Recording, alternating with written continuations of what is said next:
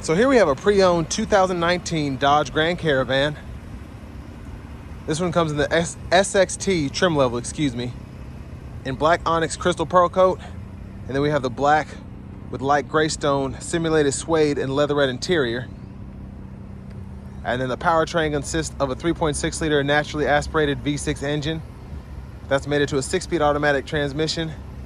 And then this one in particular just has a little over 83,000 miles on the odometer. So we'll see how it's held up, see how it drives. Now as we come around to the front end here, we do get the halogen headlamps, fog lights. I like the look. And now that I look at this in person, it kind of reminds me of like a Dodge Avenger and just how pointed it is, just aggressive looking. So take that for what it is, whether you like that or not. I think it's a trait that's helps decide the people that love it or separate the people that love it from those that hate it. But the black does a good job at kind of shielding all of the rock chips over the years. It's not bad at all. It's just you don't really see it unless you're looking for it. And then to the side here we have 17-inch aluminum wheels.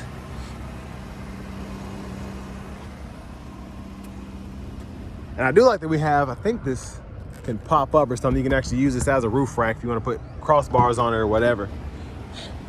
But to the door panel here on the driver's side, you can use this button to pull these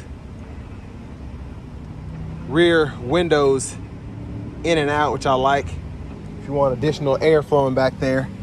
But door handles here, power door or power mirror controls are here. You can turn either side on or off and adjust with a dial. One-touch automatic up and down windows for the front. And then we have regular power windows for the back, rear window lock there, power door lock controls here, bottle holder, tons of storage in the door panel. Headlamp controls, off, auto, low beams. And then that's the hood release, foot pedal, parking brake. And then that is our storage underneath the radio and whatnot there.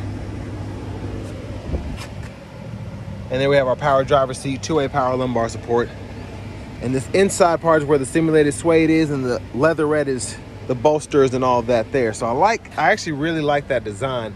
It's, I guess, cheap in terms of material cost, but it looks fantastic. So we're getting a little bit of creaking up top from the sliding door where that's been used over the years. Pull this up here. We can tumble that seat. And then that's a little wobbly. I'm sure that's been done a few times, but nothing terrible. I mean, this is a $17,000, I think it's $302. That's how much it is for this vehicle right now. But great use of space. So pretty good leg room. Seat back pockets on both sides. Cup holders and storage right in the middle there, tons of it. And then we have our rear AC controls here, so we can toggle that, temperature, fan direction, top vents are there, grab handle here. Just a very kid-friendly back seat here. If you can see back there, I have the third row folded into the floor, and then, well, the left side of the third row folded into the floor, and the right side here, you can see that. So I'm gonna take a step back there. There's a view of the front. See if I can get back here. So, I mean, that's pretty impressive. You saw my leg room up front, and then in the third row back here, I'm 6'3", I have longer legs. This is pretty impressive. Storage there, and this is where you can hang as many shirts as you can fit on here. I love how they did that. And just good overall storage. This is one of the most practical vehicles. I mean, pretty much all minivans are these days, but this one in particular, oh, my head. Ah, ooh, that hurt. Okay.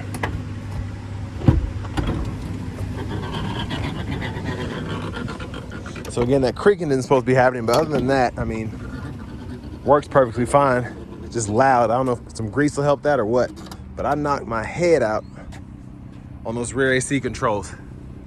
There's the back end there.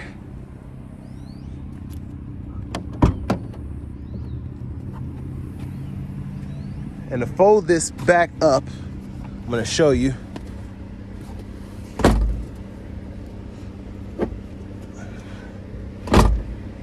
Well, it's easier than it, well, it's harder than it looks, I guess. Might have to hit this. There it is. So you basically have 1, 2, 3, 4, then you have to go in reverse to get it back. But to fold that down, which I'll show you on this side, pull the headrest, unlock the seat, and then pull up the seat bottom, and then you just pull all of that into the floor. And that's how that folds down there. Then we have a little storage over here, so you can unlock, and then you have, well, I don't know if that's supposed to be storage, but anyways, you can move that if you want to. But I mean, tons of storage and tons of capability in how you can use this thing. So I mean, the power lift gate's still working great. It's pretty quiet. Now I'll show you this rear passenger side. I already folded the seat down though. But there's the front passenger side seat here. It's manual. And then there's that seat there. And you can kind of see how far you can get it back there. Just tons of space you can make out of this thing. And then we have a lockable glove compartment here, owner's manuals, and we also have a top cubby right in here with a USB-A port. But I'm gonna get back in the car, turn this AC down after we look in the engine bay, so that it's not messing my audio up too bad. So I've already popped the hood. It's kind of a weird way to open this. Gotta pull there. But there's the 3.6 liter naturally aspirated V6, mostly covered up.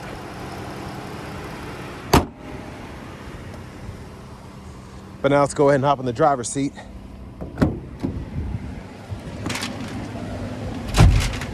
So nice leather wrap steering wheel here, just a little bit of wear showing for the most part. Nothing terrible. We're gonna take a quick walkthrough of the radio. AM, FM, and satellite there. We have a hard drive, I think it's 28 gigabytes, so we can put music and pictures on there. And then we also have a CD drive. Audio settings are there, menus there. Everything's pretty self-explanatory, not too much going on in a good way though. We can toggle volume here, turn that on or off, turn the audio off there, or the system off, excuse me, which turns the audio off. Then you can go through your presets and then fool with that as you please. There's all of that. Now to get to the CD drive, hit that, and then you can put it in there. And you have your aux input USB right there. And that's what you can run off the radio. Backup camera's there. Not the best picture, but it gets the job done. And then we have dual zone climate controls right here. So we can toggle that there, fan speed here, and then temperature for the driver's side here. Then we can toggle the AC. And then our rear AC controls are there. And we can toggle all the directions there. Econ mode for driving, hazards, traction control. And then a little storage here, two 12 volts. And then a storage pocket for your phone if you want to use that. You can stow all of that. Bottle holders, another storage pocket, you can stow that. One of my favorite things is this bad boy right here. So you can either use this for your sunglasses or use it as that mirror, and you can keep an eye on those bad kids in the back. And then we have all of our like power lift gate, and then the side doors are here. And there's a view of the back from up here. Vanity mirror. And then for the shifter, just pull down reverse, neutral drive, and then you can manually shift there if you want to do that. Get it going, and then you can just shift as you please. Now to the steering wheel, you can use this to go through the gauge cluster options. So distance to empty, miles, trips, speed, and then miles per gallon. And then Bluetooth, voice recognition, you can reset there. And then your cruise controls are here, on, off, pretty self-explanatory, down and up in speed, cut the system back off. And then behind the steering wheel on the left side, you can go through the radio stations by doing that. And then on the right side, you can adjust your volume. And then windshield wiper controls, you have your intermittent, low, high, and then push in there for the mist. And then we have our rear wiper here. And you can pull that way for the rear wiper fluid and then off. So you only have one, you basically just have an on for your rear wiper, which I like because the intermittent one doesn't really do anything for me because I don't need it that much, but it's nice to be able to hit that when you need it. And then high beams are there. You can flash the high beams. There's the horn.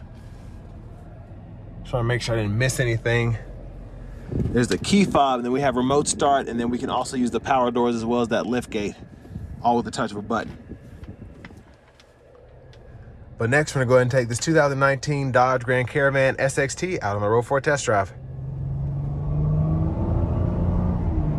So starting the test drive in this Grand Caravan, the 3.6 liter V6 that they put in these are pretty good overall, just in terms of getting good highway fuel economy with a 6-speed, but then also just being able to get up to speed when you need to. Now this one, it sounds like it needs some kind of front suspension work. I don't know if it's ball joints or shocks or what, but it's very noisy up front. And it may not be a necessity, it might just be some link bars, I don't know. But just a tad bit noisy up front from the suspension.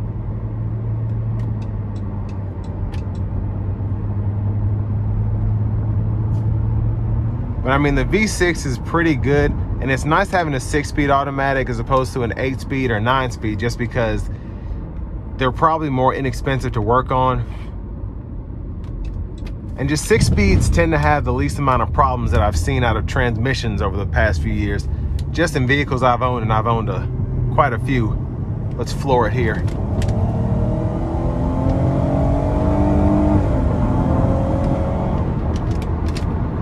So I like the engine sound.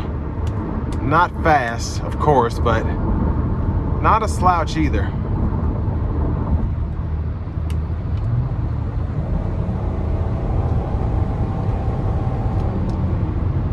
So we have the cruise on now. So we're doing right at around 70, 72. Ride is pretty good.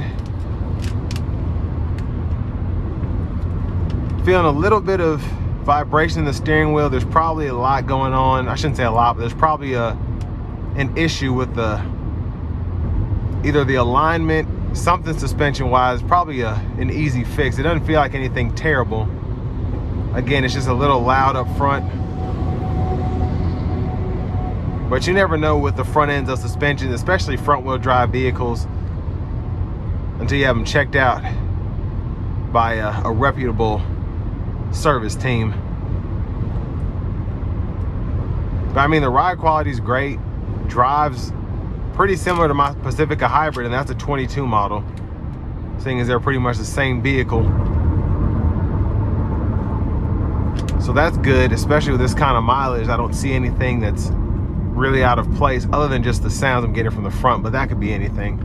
Now, for a vehicle that costs $17,000, whatever I said, $300, you get a lot for the money, I think. I like the interior, all of the technology you get, even though it's a bit dated, it still has a lot of life in it, I think, with this trusty powertrain. And it's an easy vehicle to get used to. If you're driving a car right now, it's not gonna be hard to learn how to use this, how to drive it, how to park it, all of that. And then it's just really practical. So if you need it for commuting, it rides nicely. You have tons of storage in it.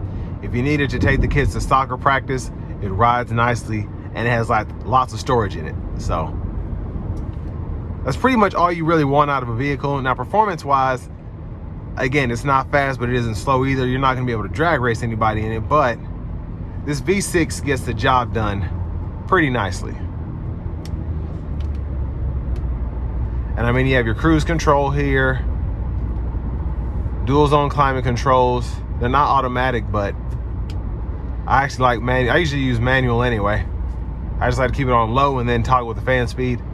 And then rear AC controls here, this econ mode here. Just tons going on.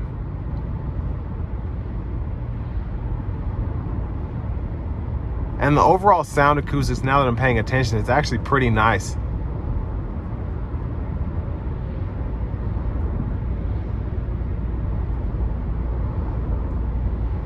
Yeah, very comfortable, just like my minivan is. People don't like driving minivans around because of the looks, but especially ever since Chrysler just started doing the Pacifica and they redesigned it. It just looks very nice on the outside. It's pretty to look at. And this one is more aggressive, but I think if you put LED headlamps or light bulbs in it, that pretty much solves the problem for me, at least, because it's still a minivan, but you don't get a minivan for the looks. You get it because of how usable it is, how easy it is to get your life together with one. And this checks all of those boxes. It's not the prettiest, but again, it's less than 18 grand. So definitely if you're looking for something to have a little storage in, maybe you got 3 or 4 kids and you want to have room to take them on a road trip and then have additional room on the roof if you want to take everything, highly recommend taking a look at this 2019 Dodge Grand Caravan SXT.